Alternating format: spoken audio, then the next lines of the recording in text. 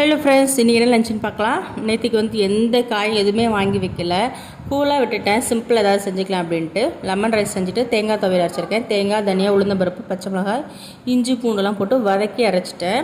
தோசைக்கு தேங்காய் சட்னி செஞ்சுருக்கேன். பசங்களுக்கு இன்றைக்கி இதுதான் பிரேக்ஃபாஸ்ட்டும் லஞ்சும். ஸ்நாக்ஸ்க்கு ஓரியோ பிஸ்கெட் வச்சுருக்கேன். லஞ்ச்லாம் பேக் பண்ணதுக்கப்புறமா சபரி வீடியோ எடுத்திருக்கான். அடுத்து பார்த்திங்கன்னா இன்றைக்கி ஈவினிங் பார்த்திங்கன்னா நாட்டுக்கோழி முட்டை எடுத்து முட்டை சாதம் செய்யலான்ட்டு வெங்காயம் கட் பண்ணிக்கிட்டு இருந்தேன்.